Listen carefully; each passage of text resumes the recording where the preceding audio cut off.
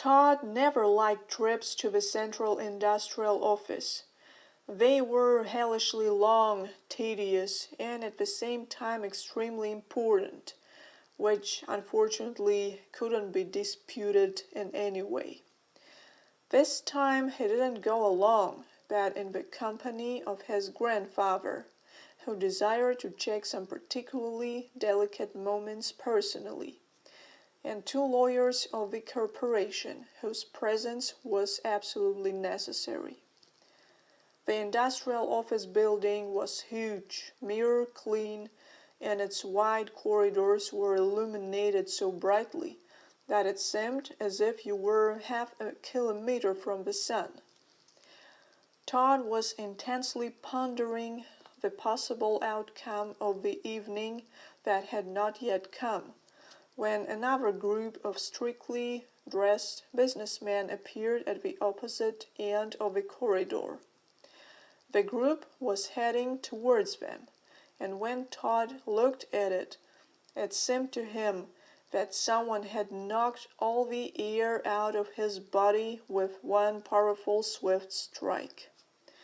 He met the stunned gaze of the adored dark gray eyes and realized that the evening confession would be completely different from what he had imagined it to be throughout the night and a half of the morning.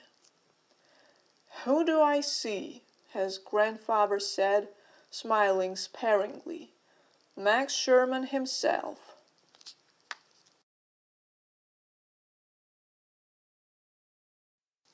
By the time they were close, Max had completely pulled himself together and, without showing his feelings in any way, politely greeted Fillmore Sr.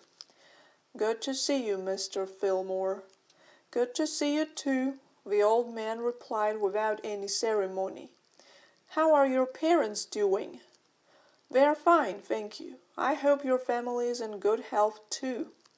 "What would happen to 'em?" Ronald Fillmore waved his hand carelessly.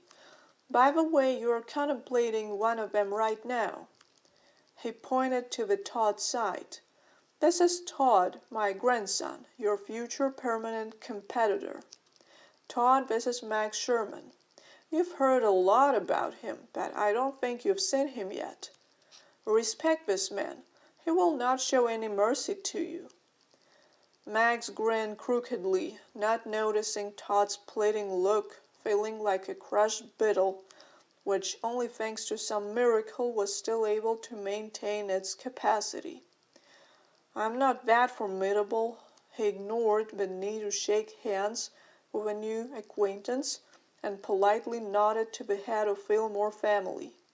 "It was nice to see you. I need not keep you further." As soon as they parted, Grandfather did not fail to express his opinion about Max. "Pompous tool, but there is no doubt that he deserves respect. So many times he made us to jump out of pants in order to keep our positions. Prepare yourself, Todd. He won't allow you to relax when you take over the company."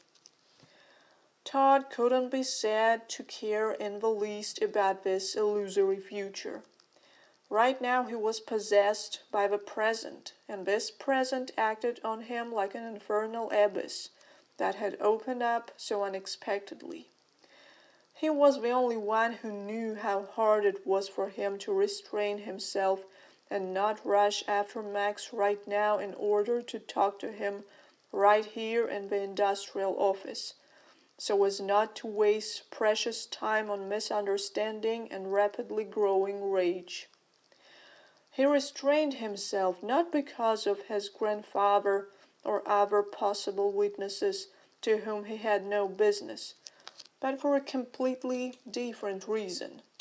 He was sure that Max, who valued his reputation more than anything else in his life, would never forgive him for a scene made in such a place.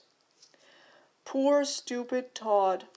If he had known what Max was going to talk to him about this evening, he would never have dared to devalue his feelings so cruelly.